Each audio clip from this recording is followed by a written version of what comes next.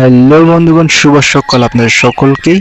এই সুন্দর সকালে আমি আমার ফার্মের ছোট ছোট কাজগুলো করে নিচ্ছি। দেখতে পাচ্ছেন, ছেলেকে দিয়ে কাজ করাচ্ছি, নিজেও কাজ করছি।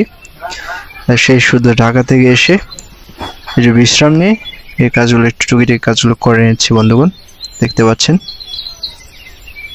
আপনারা দেখতে থাকেন এই ছোট ছোট স্বপ্নগুলো কিভাবে, এই ছোট ছোট চারা গাছের মতো কিভাবে বেড়ে ওঠে সেগুলো দেখতে পারবেন। সো আমি এখন গরুর জন্য খাবার রেডি করছি। গরুগুলোকে সব বাইরে দিয়ে পাঠিয়েছি। বাইরে তাদেরও একটু খোলা হাওয়া, খোলা বাতাসে একটু চলাফেরার তাদেরও দরকার আছে। যদিও তারা পশু বোবা প্রাণীগুলো আমাদের মতোই, তাদের ফিলিংস আছে। সেই জন্য তাদেরকে খোলা আকাশের নিচে কিছুক্ষণের জন্য দেওয়া হয়েছে ছেড়ে। এখন জাস্ট খাবারগুলো রেডি করছি এবং গোয়ালগুলো ক্লিন করার পর পরিপাটি করা হয়েছে, দেখতে পাচ্ছেন। এখন জাস্ট রেডি করছি খাবার, আর একটু পরে তাদেরকে এখানে নিয়ে আসা হবে। দেখতে থাকুন, সঙ্গে থাকুন বন্ধুগণ।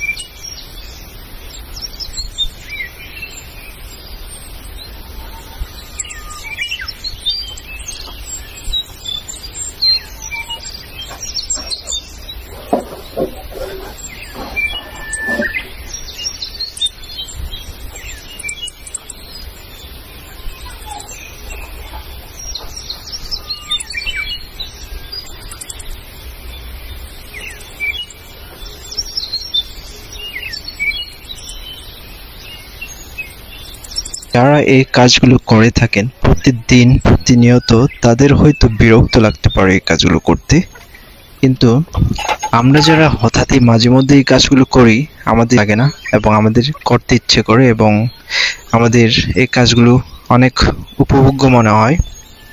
অ্যান্ড অ্যাকচুয়ালি মোট কথা হলো, সব কাজকেই আমাদের প্রাধান্য দিতে হবে, সব কাজকেই আমাদের ভালোবাসতে হবে।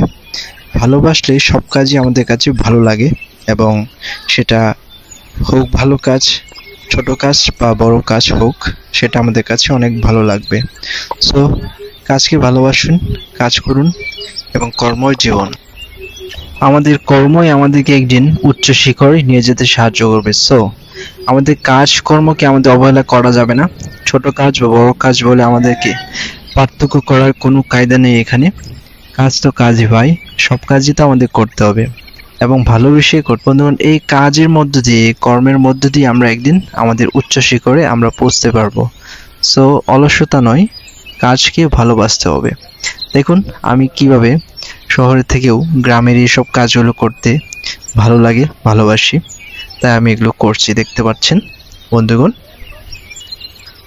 পাখির কিচিরমিচির, কলকাকলি এবং চারপাশের যে শব্দ, বাতাসে যে গুনগুন হাওয়া, সব কিছুই গ্রামের এই পরিবেশকে একটা ভিন্ন রকমের একটা ফিলিংসে নিয়ে যেতে, একটা মানে মনকে একটা রিফ্রেশমেন্টের জন্য এই সব কিছু আমাদেরকে সবসময় কাছে টানে।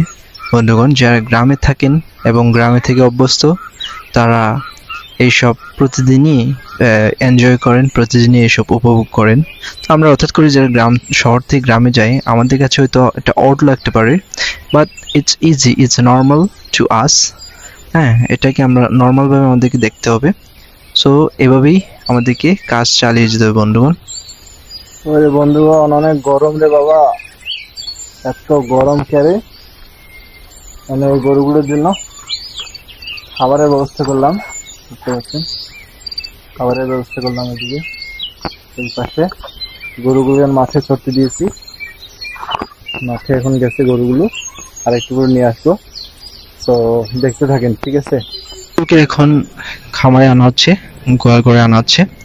অনেক রোদ বাইরে, তাই তাদেরকে রোদের মধ্যে না রেখে কিছুক্ষণের জন্য খোলা আবহাওয়ায় রেখে এখন গরুগুলো সবগুলোকেই একটা একটা করে ভিতরে ঢোকানো হচ্ছে। দেখতে পাচ্ছেন বন্ধুগণ, কারণ এত রোদের মানুষের সহ্য হয় না, আর গরু ছাগলের সহ্য হবে কেউ বলেন? তারা বোবা প্রাণী, তাই তারা বলতে পারে না, শুধু তারা ফেল করে তাকিয়ে থাকে। সো আমাদেরকে সেটা বুঝতে হবে, কারণ আমরা রক্ত মাংসে গড়া মানুষ, আশরাফুল মাখলুকাত যাকে বলে ইসলামী ভাষায়। সো এইভাবে আমরা সবকিছু গরু সবগুলোকেই একে একে ভিতরে ঢুকিয়েছি। গরমের তীব্রতা অনেক, তাই তাদেরকে এখন খাবারের ব্যবস্থা করে সবগুলোকেই আবার ঢোকানো হয়েছে এবং গোয়ালঘর পরিপাটি করা হয়েছে, দেখতে পাচ্ছেন। তো এই দিন দৈনন্দিন জীবনটা চলে। ওদের নতুন ঘরে প্রবেশ করলো, দেখতে পাচ্ছেন। আর এখন অনেক আরাম। কেমন আছো? ভালো আছো?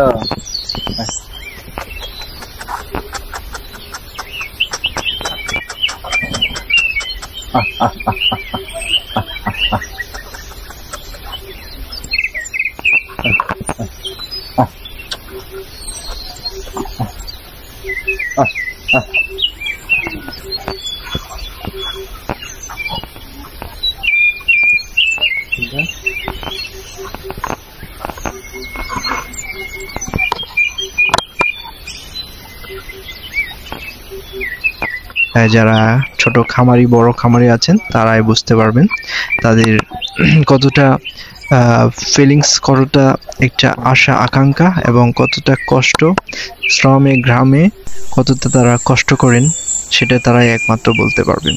সো বন্ধুগণ, দেখতে থাকেন। ভালো লাগলে অবশ্যই লাইক করবেন, শেয়ার করবেন, কমেন্টস করবেন এবং আমার পাশে থাকবেন। এই ছোট্ট একটা স্বপ্নকে বাস্তবায়ন আরো উচ্চ শিখর নিয়ে যেতে আপনারা অবশ্যই দোয়া রাখবেন এবং অবশ্যই আশীর্বাদ রাখবেন। সো এই পর্যন্তই বন্ধুগণ, দেখতে থাকুন। ধন্যবাদ।